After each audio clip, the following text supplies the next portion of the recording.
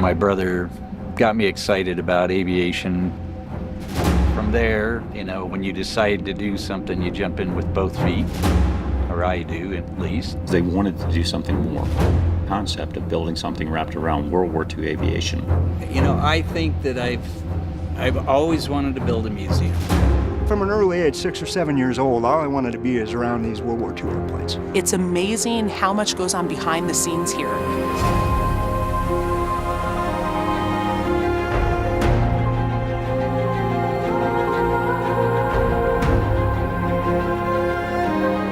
The museum as a whole is much more than the airplanes. Everything moves, it comes to life. A learning environment that hopefully can engage everybody. Telling the story of the people who were there. And taking that time in our history, let's not do that again. And I'm going to walk you through what we do every morning to bring the museum to life.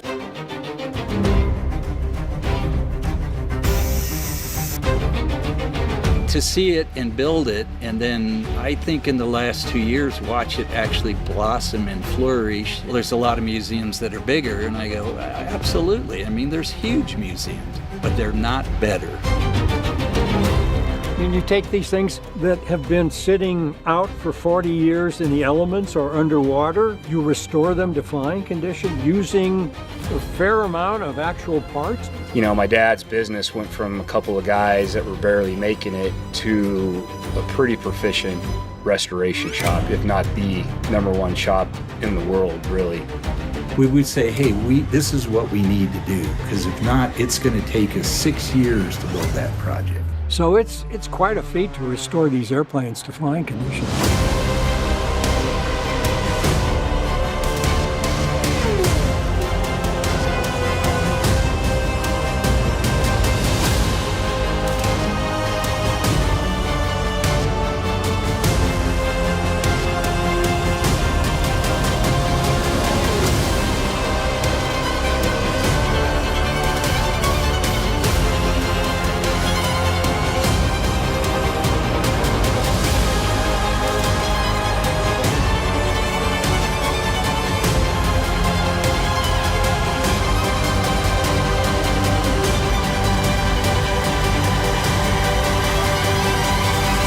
Been fun. It's just been a discussion among friends.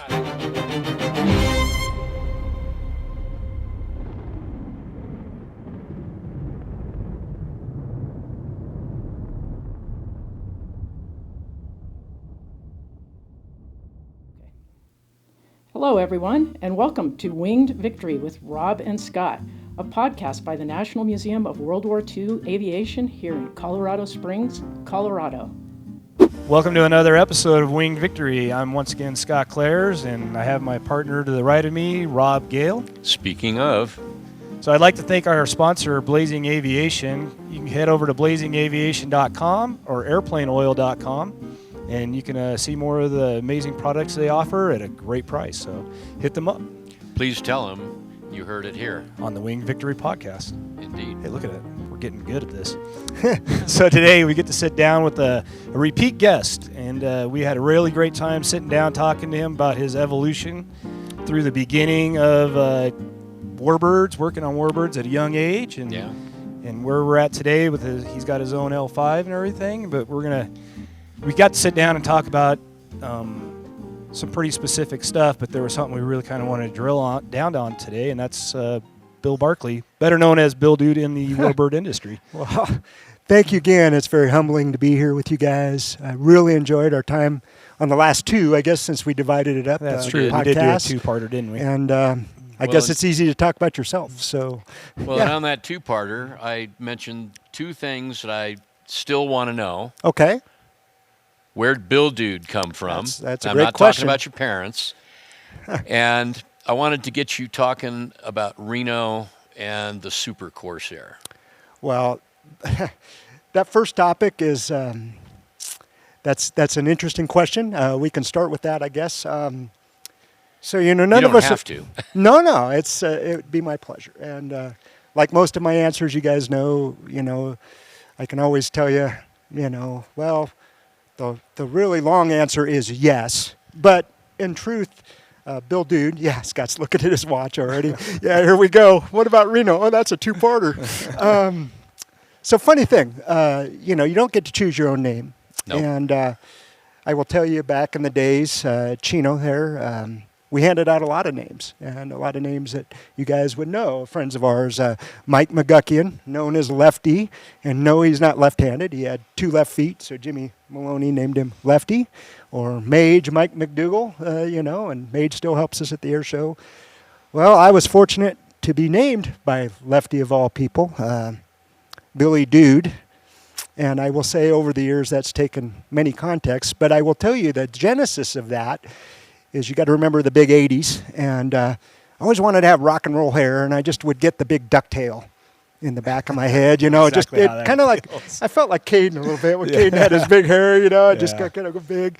But, like everybody that age, you want to be, a heavy metal guy or whatever, and so you can set the picture of some kid wearing an Iron Maiden shirt probably or something like that, and having a Walkman when the real Walkman came out. I had one of those before it got ripped off out of my high school locker, junior high school locker. Anyway, so I'm walking into work one day, I don't know, probably 15 years old, and I had called everybody Dude. So the owner of the Air Museum out there, Plains of Fame, Ed Maloney, who was passed a few years ago, he was Dude. My grandma, I go over to my grandma's house. She was Dude. Gunther Rawl, come to the museum one time. He was Dude. What Tony, is this Dude? Tony, yeah, Dude, yeah.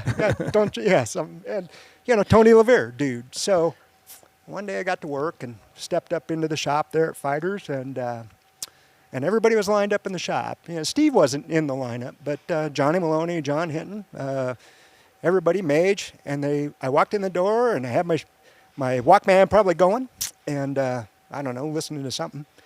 And I come in, they're all lined up. And so I took my little headset thing off, and they said, "Hey, dude, hi, dude, hi, dude, hey, dude, hey, dude, hi, dude," all the way down this line. And Lefty down there at the end, old Mike McGuckian says, "You're nothing but Billy Dude." So that didn't take long to stick, and I figure some of the names we gave out back then, I didn't do too bad. Yeah, no kidding. Yeah, so that's been a lot worse. Yeah, so that's kind of the thing of it. But I will tell you, over the years, if you just recently, a friend of mine, Tom DiMarino, who I got the SOP car from, actually, he sent me a thing, the genesis of the word dude, or the makings of it. And really, it's a derogatory term from the turn of the century, the last century, for cowboys. And dudes were like kind of fake cowboys. And that's where kind of the word, like a dude ranch would come from. It wasn't like, hey, this is not cool. the real thing. No, it was you're bogus, basically. Yeah. And so I would hope that I'm not bogus, at least all the time. You are in no respects. I'm going to go out on a limb here and say that the guys back then weren't that steeped in the history of the word dude. Well, I think it was. I thought it was cool because I just got it the other day. And I'm reading this. This is very interesting. It was a reaction. Yeah, and then of course it evolved into a Southern California thing, I'm sure. Yeah, and being SoCal guys, you and I, and Rob too, all three of us, Guilty. I suppose. It kind of turned into something else. But of that, my name has changed many times. So it's gone from Billy Dude, which it still primarily is, but my old boss there, Steve, he used to call me William S. Dude. And one day I asked him, what is the S for? And he goes, well, I can't remember your middle name, so it's something, William something Dude. And then Johnny Lopez, who we just lost recently, he would call me the Dudamus. And then at times I've been called the Dudamus Maximus. And one individual, incredibly interesting person, likes to call me occasionally Duder, which is pretty interesting too. Yeah, that sounds a little worse. Once you acquire it, the permutations are endless. Yes. And we've all had those. I'm not going to go into several of mine, but but it struck me because being a relatively new guy here, I guess 6-7 years now, but people would say, well, go ask Bill Dude. And it's like, who's Bill Dude? I know Bill Barclay. Yeah. And well, every time somebody comes in here, because obviously my dad's name's Bill, and you always have somebody ask for Bill. Yeah. Like, well, is it Bill Clares or Bill Dude? And then they look at you like really weird. Because if they don't know who it is that they Sure. So there we go. So the So mystery, did the man, the myth, the mystery. Yeah. One part down. Yeah, did that kind of cover it, I guess? Now, and then some? Yeah. Let's talk about Reno and the bent-winged bird. Oh, sure. Yeah. Yeah, I mean, so how did the genesis come about? You guys were, a bunch of kids out in Chino, and when did you guys decide it's time to go do some race? I know that Steve had been doing it for quite some time before, right? Oh, yeah. And I will say, in all honesty, the boys had started that project right about the time I started around there, which was about 81. So in 81, I was 12 years old. So they had already drug the thing around the corner. And basically, it was an old, it was an F4U1. We come to find out later, and actually a very old F4U1. And then find out later, after we turned it into a racer, that it probably had combat history with VF-17. And it had all the stock stuff in it and everything. Yeah, it was a fuselage, and it sat out back. And the boys, I remember, of course, crawling on it when I was a kid. You go out there and visit, and it was in the backyard, so you could do stuff unsupervised just as a guest, right? Imagine what happens around here when we're not looking. But it had a Dash 4 QEC on it, but it was just sitting there. And I believe Ed had got it out of MGM or something like he did the stock flying Corsair that I used to work on. And they, were going air racing. And anyway, so they had drugged that thing around the corner. They were longtime air racers. Steve, of course, had sent, Steve Hinton Sr. Had set the world speed record in the Red Baron modified Mustang, 499, just shy of 500 miles an hour, and he'd won the 78 Reno, I think, with that, and plus a number of other air races. And that thing was pretty trick, wasn't it? I mean, it was, yeah. It counter-rotating? It had a big Griffin in it, counter-rotating prop, clipped wings. Was owned by a gentleman named Ed Browning out of Idaho, who was a potato farmer up there. He had a fairly stock Mustang as well. And, and, all those guys, Robbie and all those guys, they grew up around air racing, from an early age. John Sandberg had that P-63. I think that might have been one of the first unlimited air racers that Steve flew. That airplane's no more, but it was a highly modified P-63.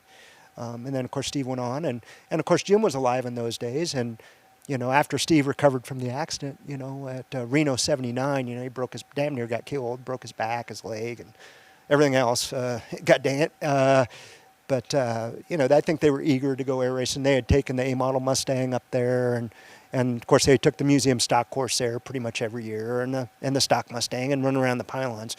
But they were itching to do a big project. So at this point, the only modified stuff they'd really been racing was actually other people's airplanes. Yeah, other people's airplanes. That's now right. They decided this is going to be a museum. Yeah, well, it's going to be their deal, because Jim and Steve had started Fighter Rebuilders. And so, and Al would know more if we could get Alan on here, because he was there from the start on that. But the way I remember that was they basically built it in about 90 days. And, from coming from the backyard to flying at Reno, first year at Reno for the Super Corsair was 1982. No, my dad would not let me take the first week off of school, so I was not allowed to go to Reno in 1982, but I was able to go to Reno 83. And they drug around the corner, and they would work 2 shifts, but the only way they could do it was they had to agree to take a half cut in pay, but they were working basically double hours. So they would work and take a lunch, and then work dinner, and then they would come back after dinner and work for more hours on that thing. And, Dennis Sanders was involved with doing the wings. Of course, we put a 4360 on that, which, Okay, talk a little bit about that for some of the folks who don't automatically say, "Oh, Pratt and Whitney is going to have this many cylinders." I mean, first of all, there's a lot of numbers there. I mean, that's when we talk 2,800, 2,000 horsepower. Sure. Well, I would imagine that there's a few more horsepower coming out of that. How many cylinders? In a 4360, there's 28 cylinders, or 56 spark plugs, because 2 plugs per cylinder. You're talking a radial engine, 7 cylinders. Four rows of 7, but they kind of go in an angle. It's not just straight rows like a 2800, which was of course stock on the Corsair. 18 cylinders, 2,000 horsepower, and I don't know what the final horsepower assessment was on the Super Corsair, but I'd like to say it was pretty close to 4,000 horsepower. And then the boys cut 4 foot off each wing. So it eliminated the one outboard section of flap. And of course, the ailerons were just that much shorter then, too. We had S2F oil coolers in there, so changed that whole duct. They modified an A26 cowling and lengthened that. That would then, it's kind of a clamshell on an A26 on the cowl, on the primary cowl. So did Chance Vaught actually produce a Super Corsair? No, but Goodyear did. Goodyear did. So I believe they built 19 of them. So did they kind of go off of those blueprints, essentially? Or did they kind of just do what they wanted to do with it? They kind of did, but the designer of that, really famous air race designer and original Skunk Works member, Bruce Boland, designed the Super Corsair that we were racing. So he ran all the numbers. And, of course, Pete Law, who's still alive, did all the systems for it, the ADI system, the cooling system, all of that kind of stuff. So cooling system and a radial. Yeah. Because well, that was like to cool the oil coolers, right? Well, like a spray bar or that's something? right. Okay. Absolutely. And I'm trying not to use that word, right? Because we don't want to be drinking too much during this one. We had spray bars that sprayed directly on the cylinders, so right inside the cowling. And then, to your point, Scott, yes, and the oil cooler ducts. And then it had ADI. Man, that's amazing. You're running 4,000 horsepower somewhere, and you're injecting water into that thing on top of it. Yeah, on top of it. Jesus. And actually, right before I came out, I was trying to call Kevin, because he was actually the guy that ended up jumping out of it when it was on fire. And I was going to ask him, hey, tell me some power settings you were running in that thing, because I can't remember. Yeah. I mean, let's face it, at that age, when I was starting out, it was the first airplane I ever had my name on, which was pretty cool. But, we would get to the race trailer in the morning, and my first job was sweep out the race trailer and empty the trash, kind of course. thing. Everybody's got to do. Somebody's got to do it. Yeah, and start all with everybody that. started that way. But it was an impressive airplane. We put the oil tank behind the cockpit. I want to say it was, it was over 30 gallons, I believe, and it was was up in there right inside that whole hole, basically, right behind the cockpit. Okay. I don't know what else we could say. I just remember it being a super beautiful airplane. It was. I mean, had a big Skyraider prop on it, Scott. I'm trying to think what was, Yeah. But we had, the first prop was a pretty stock Skyraider prop with a little kick in it, on the trailing edge of the blade there. And then later we got the speed blades. Scooter Yoke, Scott Yoke's dad, built the afterbody for the spinner. I remember we went down in the Queen Air, John Muzzala and I, and we picked that up down in San Diego from Scott's dad. A lot of people were involved. They ended up getting a wing out of P-Marin and Space Museum. Yeah. And had to do some trading down there with a great guy that used to run their restorations and stuff down there. It was really a community effort. And this is all done in 90 days. Yeah, pretty much 90 days. That's amazing. And it was a beautiful airplane on the outside. I will tell you, places on the inside were pretty unrestored. I mean, I remember, when we went through the wreckage later, like the little swivel joints in the wing folds, because obviously we didn't have wing folds on it. You could fold the wings still by hand, but the gun charging banjos in there, the big ones, they're still in there. Oh, digging through the junk, after Kevin had to jump out of that thing. But an amazing airplane, and you're fighting that big leading edge on a Corsair. So, I think Johnny Maloney, he was really, Jim and Steve flew it first, and of course we lost Jim in 83, and Steve flew it 84, 85, and then Johnny Maloney started flying it. And I think Johnny ever had the fastest laps, and I think he had some 4:45 laps. But in 1985 when we won, at that time it was the fastest 8-lap average, and it was 438 miles an hour. Yeah, that's about the heyday of Reno, right? I mean, as far as being super competitive and a lot of different people coming in with highly modified type, dreadnought. Yeah, well, and the Super Corsair was a direct result of the Super Corsair. There's a great story on that.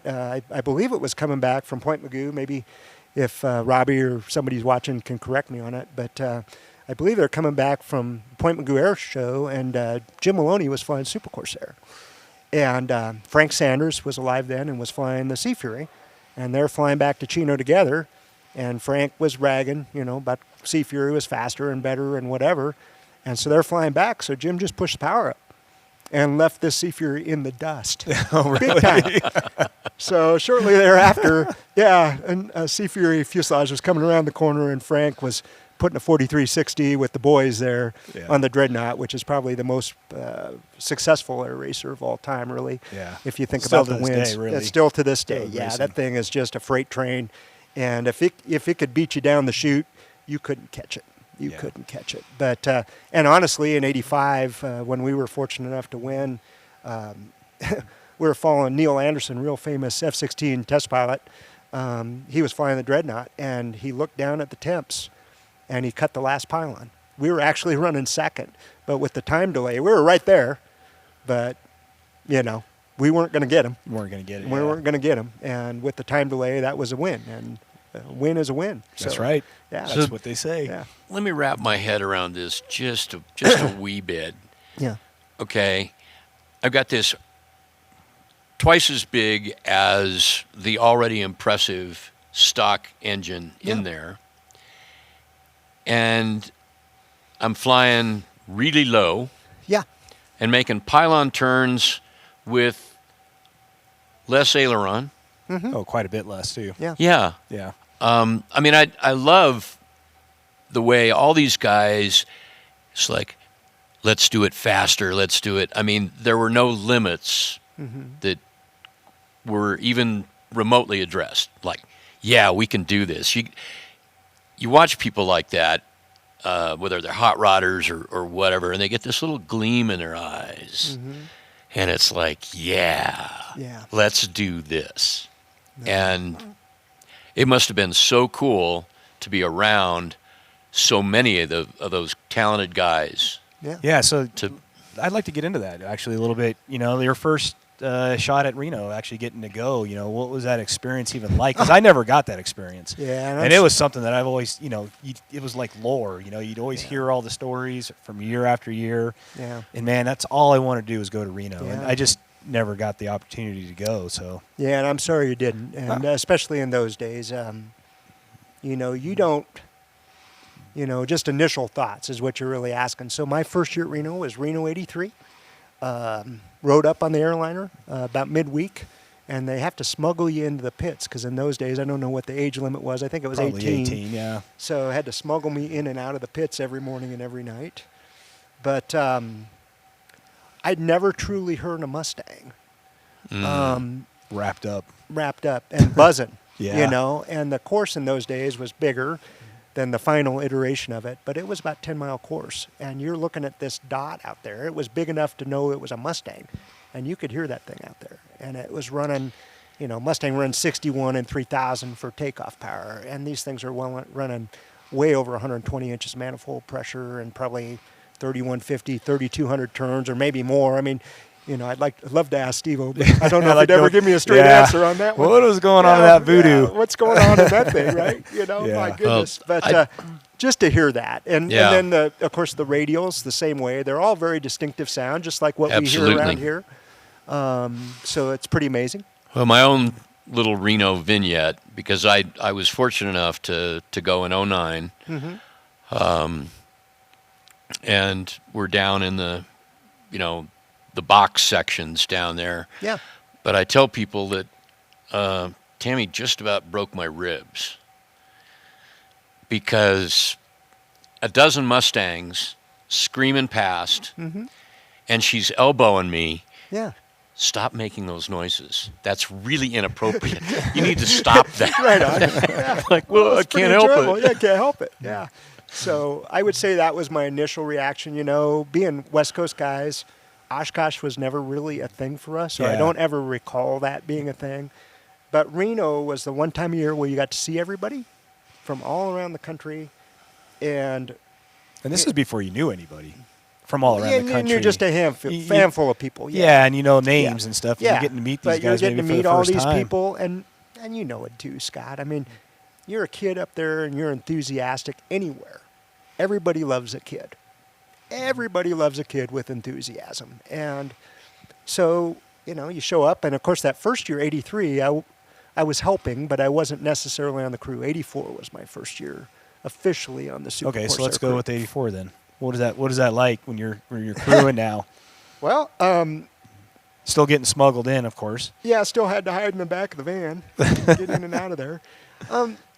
People's stories is what I remember, but to be part of something, and I think we talked about it a little bit the last time, you know, when you're surrounded by people, you know, of that caliber, you know, to your point, the hot rodders, yes, you know, a bunch of airplane guys, but I mean the brain guys, you know, and I talked a lot about P-Law, I think, in our last talk, but Bruce Boland and, you know, Ray Poe and, you know, all the engine builders, you know, Zuschel and Sandberg and, I mean, you name it, Jack Hovey, you know, they were all there, and all their little brain trusts within their own crews.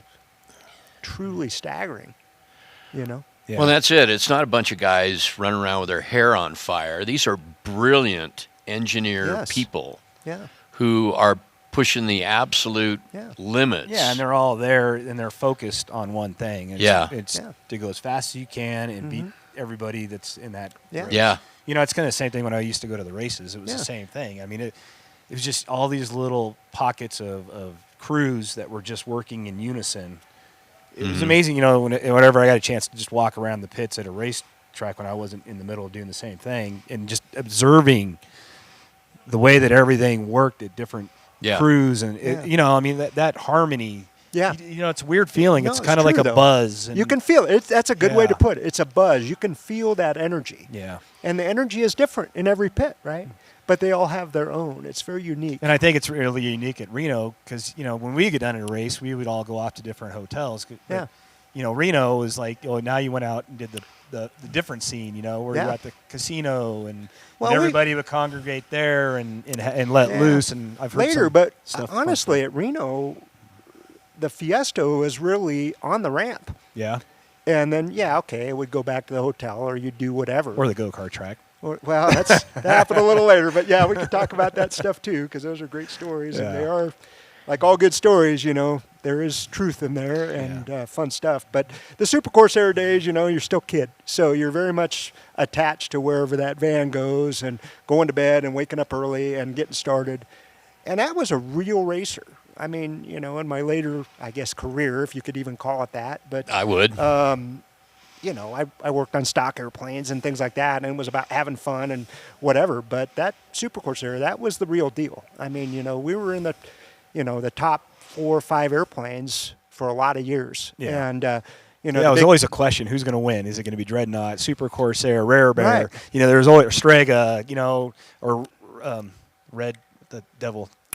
Dago Red. Dago Red, sorry. Yeah, Dago Red. Yeah, their first year was 82 as well, and they won that year. Yeah, so I mean, it was always every year it was like, well, who's going to win? Who's going to win? Who's going to put it in? So I mean, that's. But this is properly the stuff of legends. Yeah. Well, of course, that's what I'm saying. Like in the 80s. That was the heyday. That was the heyday in our generation. You know, if you went back to Cleveland or something, I'm sure back in the late 40s when they were racing Goodyear Super Corsairs against Mustangs and things, you could say that was the heyday for them. But for the modern air racing, say, from late 60s or 70, whenever Bill Stead started all that and all, you know, I mean, that was really the heyday. Yeah, I the think middle, late 80s. Because that's when people were actually investing the money and the time and the effort and putting in, you know, and really trying to, like you said, you know, there was more than a handful of competitive airplanes. And the big thing for us anyway, you know, if you were one of the, I think it was the top 3 qualifiers. I wish I could remember some of this better, but you wouldn't have to race on Thursday then. And, you know, in those days too, there was enough airplanes we actually bumped. You know, there was more airplanes to qualify than there were spots. Yeah. So you actually had to qualify. Yeah, there would actually be a full bronze race. Later on, we would just run what we run, and you know you're getting in, and you could do whatever. But, it kind of was a whatevers. But in those days, you ran a number. You ran a number, and that was a couple laps you had to do. It was an average over a couple laps. And if you were in the top 3, I believe, then you wouldn't have to run that race on Thursday. So it was a good day off and to get caught up on things. And John Sandberg, later the owner of Tsunami, And one of my later bosses with the Platinum Plus, but he was the builder of that 4360. And I remember one year he decided we had to run the valves on a 4360. I was going to say. It's like, really? You know? So what time of the night were you guys there doing that? It was all day. All day? I was cleaning a lot On of baffles Thursday? and cleaning a lot of spark plugs while the boys were doing the hard work. And then, of course, just as a frame of reference, Scott, you go up and down on this Corsair we're sitting by here all the time. Yeah. It's a pain in the ass, right? Yeah. So now you've got this thing that's polished, a mirror finish basically, polished.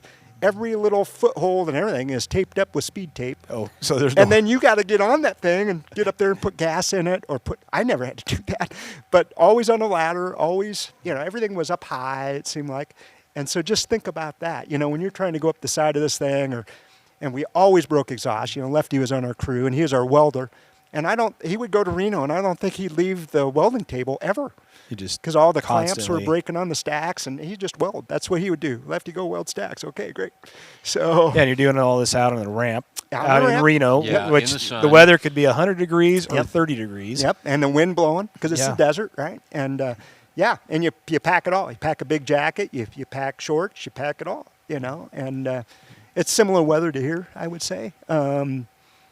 But the big goal in life for me, my whole air racing time, even as a youngster, not having anything to say about it, was if we don't have to get the lights out, that's a good day. That was a good day. Yeah. And of course, when we broke, we were friends with the Al Reddick down there at Classics Aviation, and he used to be very involved with Planes of Fame. So we'd tow the airplane down the ramp, put it in the hangar.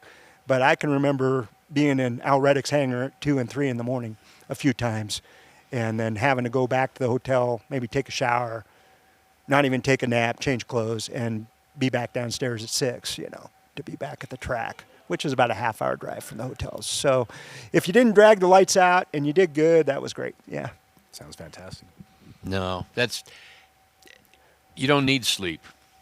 No, you need sleep. Yeah, it was good. It's one of those things, though. Despite all of that, even when you have a bad year where you're just constantly working and everything else, you just can't wait to do it the next year, right? Well, and I guess you remember the good. Yeah. Right? And so you got a whole nother, probably 6-7 months before you have to start getting the racer ready again. So you kind of forget. It's kind of like a woman giving birth. There you go. They go through all that, never I wouldn't doing know, this again. But I know. Yeah. Thank God. And then 2 months later, they're ready to have another one. They're ready to have another one, yeah. So that's pretty good call on it. And we always came back to a film project. Mm-hmm. So always come back to a film project on that. So it seemed like you get back from Reno and you just wanted to rest for a couple of days. But no, you were always starting into some Hollywood project. So it was like you'd have like a day to unload the trailer and then you were back to work. So this wasn't a year-round thing either for you guys? No, not at all. So what are we talking as far as like prep, getting ready for it the next depended Reno? where the racer was at and what the boys were going to do. But I remember... Was there like constant modifications going on with that thing through the years? That thing would sit in the hangar. So yeah, for sure. We would change the airplane every year. Yeah. Every year. Change fillets or do something, or like we changed the prop the one year. Don Pennington was on the team. He was a fiberglass expert, did a lot of stuff with Hollywood. Actually, we could probably talk 20 minutes about that. But we put a big strake fairing back behind the flaps and the fuselage. We did little fairings off the horizontal and vertical, all kinds of little things like that changed throughout the years. And even like making the tail gear go all the way up inside the fuselage. I remember John Mazzola working on tail gear doors and doing some custom stuff. So, because at that point, every little refinement you can make. Oh yeah. Every little corner thing you can round or whatever. That's. Yeah. I mean, you're talking. Dreadnought is doing 10 miles an hour faster than you. Then that's your, whatever. That's your goal. Is like we need to get that extra 10. But the thing is they're doing the same thing. Yeah, well, of course. And they're right across the airport from you. So I mean, so it's not like it's secret. Yeah, right. We're going to lunch every day. Yeah, they know what we're doing. And then of course you got to remember too, and it's not to be taken away in today's world, but the Mustangs were always the fastest. But you could always count on them blowing up. Yeah. You could just almost count on it. And if you look back through those years, you look at Reno history or winning history, when they stayed together, they won. Yeah. Mustangs won. Yeah. That's true. When they blew up like a grenade, they start running 120 inches like that. Well, guess what? The pin is pulled on the grenade. And if you can get them to, pop, Then you get the then totally reliable round then motors. You get the round motors Well. doing it to it, right? So, yeah, anyway. Well, and I'm guessing that you guys probably weren't really modifying the engine as much. I mean, you're pretty much running a stock 4360, I'm Pretty guessing. much. They had a different turn nose case on that. I wish Steve was here. He could explain that a lot better than I ever could. But I mean, they're not So- they're not pushing the manifold pressure like they were doing on Voodoo or Well, some of you're these not other going to get that airplanes kind doing of, that kind of stuff. manifold pressure out of a radio. No. But no, we were getting all we could get. Yeah. And it was a lot. Yeah. It wasn't 100 inches or anything like that. But you're not going to go but it out was in a lot. stock Mustang and get 120 inches out of it. No, you'd have to broomstick it and turn the RPM up and There's all everything kinds else. of fun stuff to do with Yeah. that. So I mean, I guess I'm just more interested in the story. I mean, I enjoy the fact the airplane stuff. I mean, but for sure. But it's again, about the airplanes. The airplanes are great, but it's the people. Yeah. Oh, it's always people. So what was one of your most memorable moments about Reno throughout the years? Well, there's great stories and great Yeah. people stories. So a couple things, kind of thinking about what your question was. What did you think of Reno 84? Things like that when you're starting. A few of my favorite stories. So you're there in the race trailer. You're trying to, you're watching all the races, right? And the heat races and what have you. And I can remember one year watching them come down the chute. Lloyd Hamilton, who Ian was on his team, he decided since Frank could build a 4360 powered Sea Fury, so could he. So he did, and they did. And the thing was pretty rough around the edges. But I remember it was coming down. They're around the backside of the course there, and I don't remember. Well, on that one, yeah, he's coming down around the course, and the thing sneezed. It backfired, and it blew all the primary cowling off the airplane. Ooh, right? That'll wake you up. Yeah, and We're naked. Yeah, and you just see all this shiny stuff catching light, and I think Lloyd the airplane was back on the ground before the cowling was. Wow. Yeah. So, and then another time, I think Lloyd was flying his stock Sea Fury, and Bob Love, real famous test pilot, had a Mustang out there with a Hovey engine in it. And they're going down around the backside of the course there, and I forget the pylon numbers, but they're just starting into the back stretch there. And Bob I think he was on the inside of him, and he did a roll around the Sea Fury on the course to be in echelon with him. Really? Oh, I got you. I'm like, yeah, there's no talent Please, going on out here at all. Please tell me somebody got that. Oh man, I well, wish there was some of that. and you're just looking at dots out there, and of course we're listening to the radio. Okay, I got you or something, and you see this thing. And you're a kid, and you're looking at that and go, did I just see that? Yeah. That's hot things shit. like that. And I can remember, prop governors going away and the scream of that engine as it overspeeds and the airplane pulls up and goes into the stratosphere. Oh, I imagine that's like an instant thing too, and right? Just There's no catching the that. The noise of that. And, watching different things. I mean, I don't know. You can see airplanes taxiing in and the way that the stacks are, smoking or anything. In '86, we broke Corsair pretty hard, Super Corsair, and Johnny had to land long in that thing and ground looped it, and it got up on the wing. Yeah. And on a short Corsair wing, it's pretty high. That's really high. Pretty high. And so we all jump in the van and go out there. And I can remember Kevin and Eldridge and I, we were having to dig this thing out of the dirt because he got to the end of the runway. And he kicked it around himself, to keep it from going off the edge there, down into the gully. And and this thing's flaming hot. Well, the race was still going on above us. And I can remember that Bob Yancey Corsair. He had a slow turn nose case on that 2800. It was a Mustang eater. And just the noise that went over your head because you're on the track, basically. Yeah. It was a whole different thing than being a couple hundred yards away at the racetrack. Oh, yeah. Let me tell you. Yeah. And it was like, holy cow. Yeah. When go ahead. When you say overhead, yeah, it was right there. It's right not there. much overhead. I think the only experience I've had with that personally was my dad was on Jim Mott's crew. Well, that thing was a great sounding airplane, wasn't it? Yeah, and they just done a bunch of work motor, at Chino, and we went out there and he did a test flight on it at Yeah. Chino, and I don't know what he came over us at, but it was. I guarantee you it was more than he was legally allowed to. Yeah. I mean, he was right over our head, and it was wow.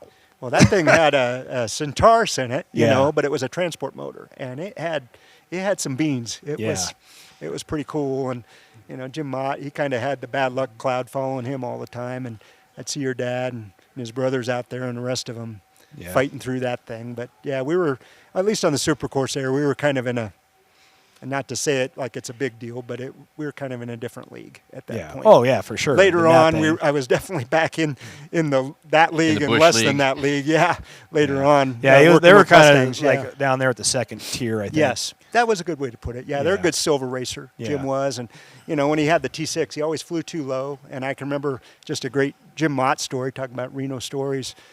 He was racing, I think it was Jerry Jane's T6. And the first year I was there, I saw somebody get killed. It was weird because nothing really changed, nothing stopped. It was just, okay, yeah.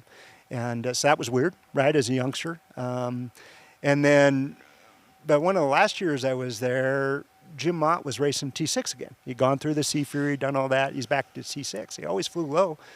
And they're coming back down around to the home stretch there, and I see this huge cloud of dust.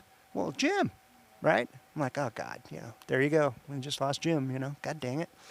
And then, you just kind of, well, it's just how it is, right? And so I'm walking down to the porta potties, and I'm reaching for the handle, and out of the door comes Jim Mott with dirt and crap all over him. Like, dude, are you okay? And the best part of that, he had borrowed Alan's flight suit. That was Alan's flight suit. Oh, really? Yeah. And so, and he was okay, but he caught a wing and wound up in the dirt. Yeah. Wow. So, pretty crazy. That's crazy. Yeah, just so fun things like that. And then a million stories of the big ramp parties we'd have and tug races and, going to the go-kart track and, buying the guy off to get him to go away. Howard Pardue's guy, Fast Eddie Holmes, had the fund money from Howard, and he was an oil man. And he had a big old stack of cash and was the party director for the whole Unlimited team, crew guys. And so all us kids, we'd go down there and he just started paying the guy off till the guy just took off. Okay, you got it.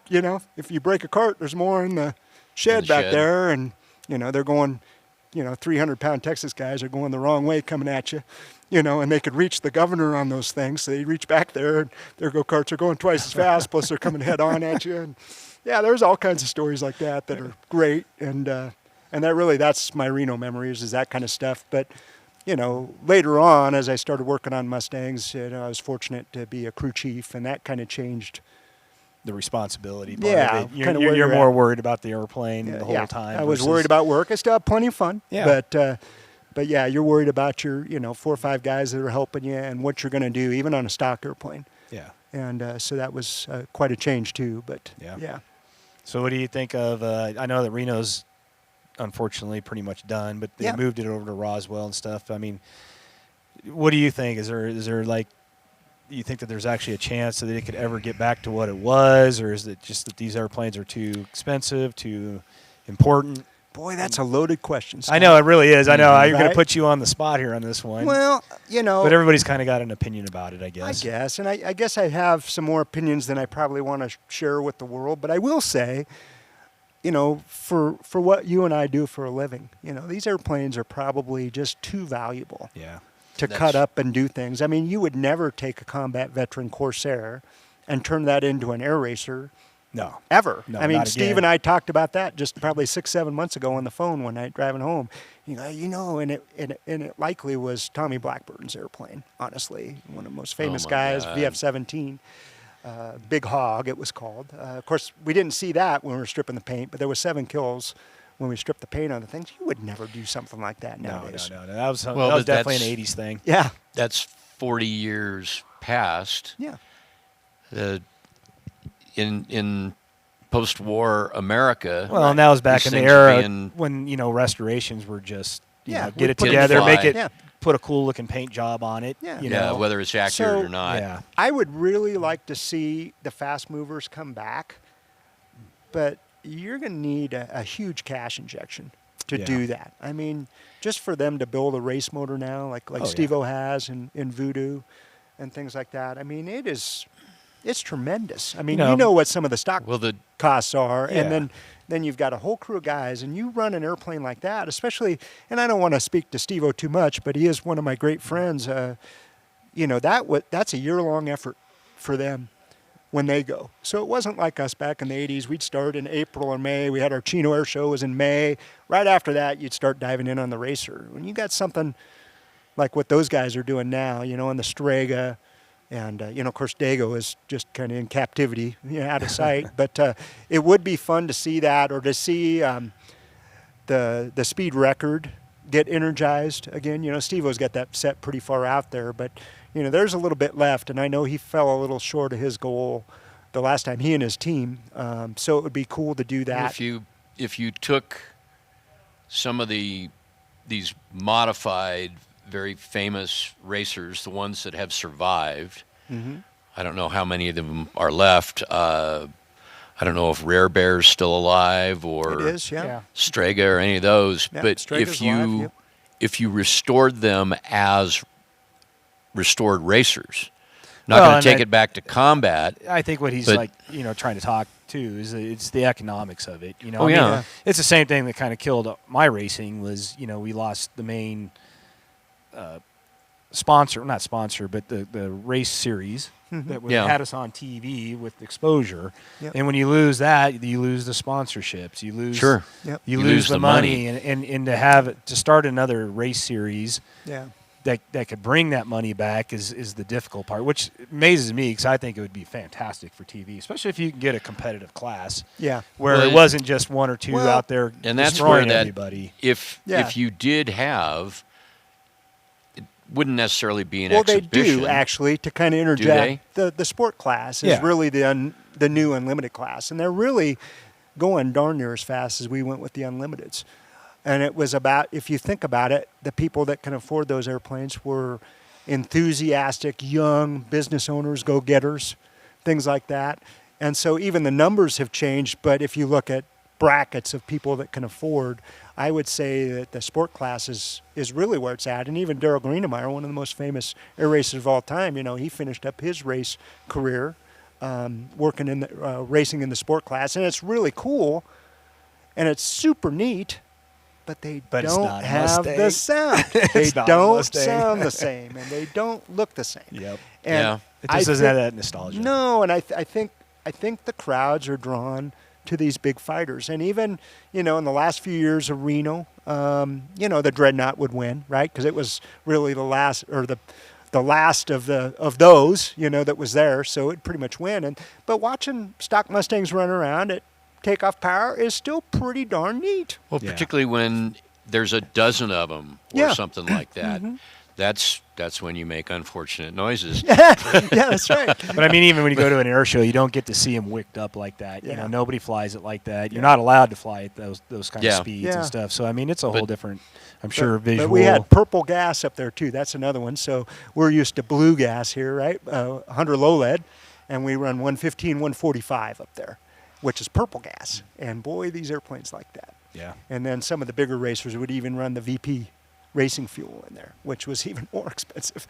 So, yeah, the Voodoo and them, they run that stuff. So well, Bill, dude, I think we're going to have to probably hold it off on that. There you go. This was a fantastic sit down. I mean, I feel like I definitely got to learn a little bit more of what it felt like at Reno. Again, I never got to experience that, but living it through guys like you that did. Well, thank you. And being able to, I could feel it, I could smell it, I could hear it in my head, even though I know it's not what it is. It's just a lot of work. So that is all it really was, just a lot of work. Yeah, but all the memories, and I hear you guys talking fondly about it every single time you sit down and talk about it. Well, thank you very much. Thanks for letting me share some of that. Absolutely. And there's a lot more after that, even Mustangs and all kinds of other fun after that. We're not done with Bill Dude. This is only Bill Dude Part 3. So. Oh, God. Yeah. Pretty soon we'll run out of stories, though. We're going to have to then we just make more. Classify you as a recidivist. A recidivist. I went to college. I don't even know if I know what that one is. Yeah, that's my That's why he's there. Yeah, that's right. Trust me, I'm in the same boat. Well, just let me know, or how do I want to say? It is truly humbling to me that you guys would have me on here with these phenomenal guests you have. It's a true blessing. I see the improvement that you guys, William, make in this every episode. I like watching every episode, and like you guys, we get to learn so much neat things about this wonderful group of people we have around this museum. Oh, it's what it's all about. It's truly magical. Everybody's got a story. We're just trying to get it out there. Yeah, there you go. All right, Bill D. All right, well, thank you very much. You bet. Thanks, Bill. You're welcome. Hi, we're here at the National Museum of World War II Aviation in Colorado Springs, Colorado, in front of our B-25, and we'd like to show you something. All right, you see this dipstick? You see that number right there? It says 37.5. That's not 37.5 quarts, it's 37.5 gallons of oil. And that's just for one engine. So take a look around. And you can see for yourself just how much oil could be required to keep this museum flying. This is where our friends at Blazing Aviation come into play. Blazing Aviation has been partners with the National Museum of World War II Aviation in Colorado Springs for years now, as well as outfitting the Pikes Peak Regional Airshow. And honestly, without their support and the most competitive pricing on the market, keeping these rare birds in the air on a regular basis would be a much harder proposition. With products such as Aeroshell, aviation oil, and Phillips smoke oil, or just your everyday needs in greases and even de-icing fluids, our friends at Blazing Aviation are ready to help you with your needs at the right price. Look, whether you're a pilot, maintainer, or an owner, there are just some things that you have to fly that airplane. Why not get those things at the best price from the people you know and trust? Get them from Blazing Aviation. Go to blazingaviation.com, airplaneoil.com, or just give them a call at 888-394-0983. And as always, let them know you heard it here on the Winged Victory podcast.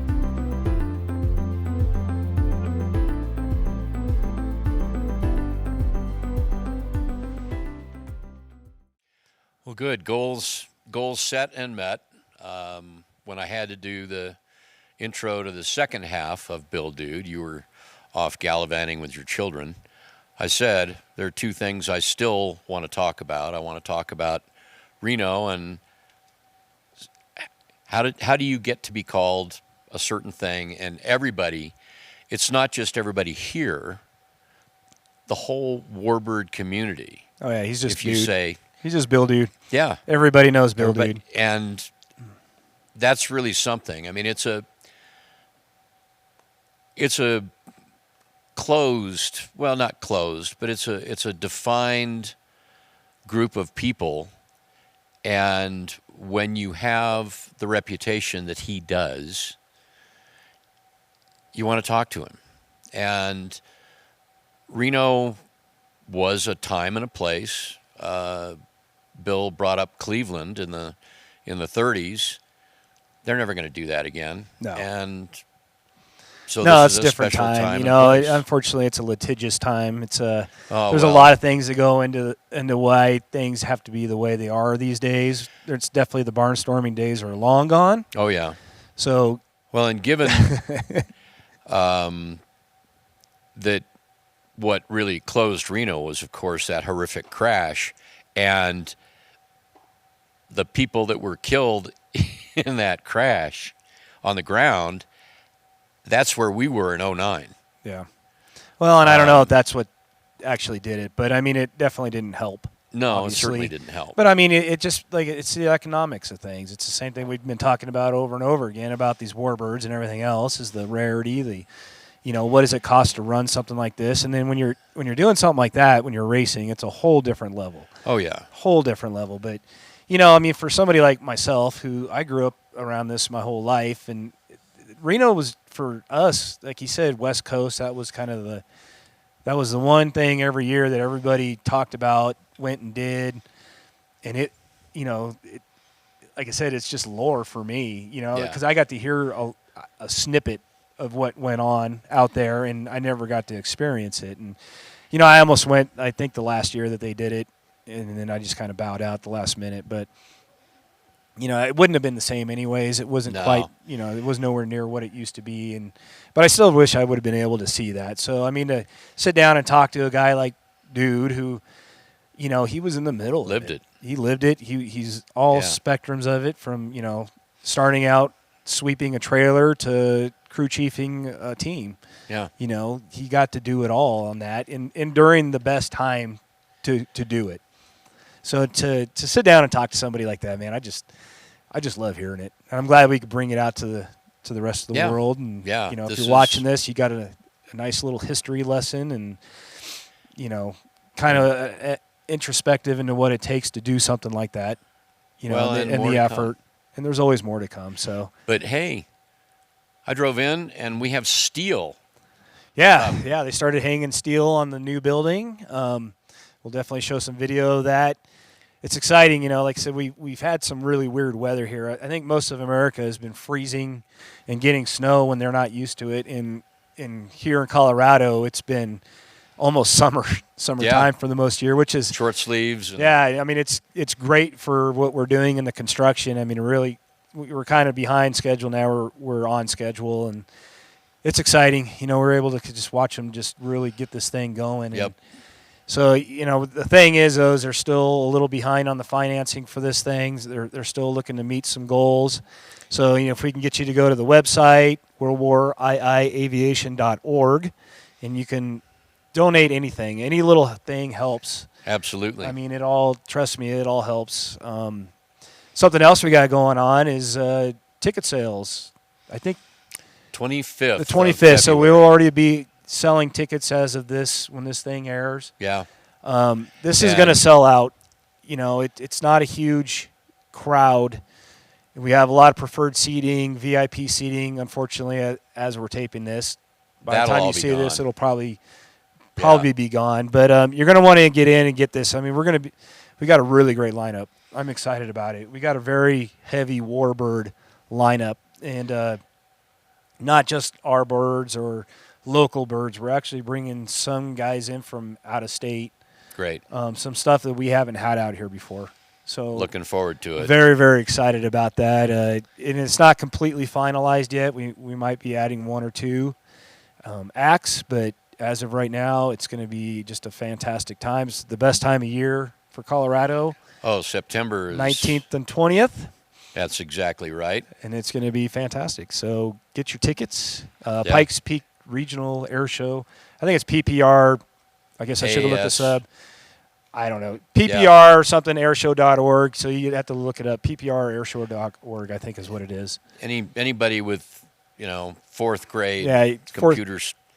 Well, get your fourth grader to look it up for you if you can't go. find it. So that's usually what I do if I need to. So anyway, that was a fantastic episode. Yeah. I'd like to thank William Stephenson once again behind the cameras. Our guest, William Bill Dude Barclay. My co-host, Partner in crime. Rob Gale, and myself, Scott Clares. Stay safe out there.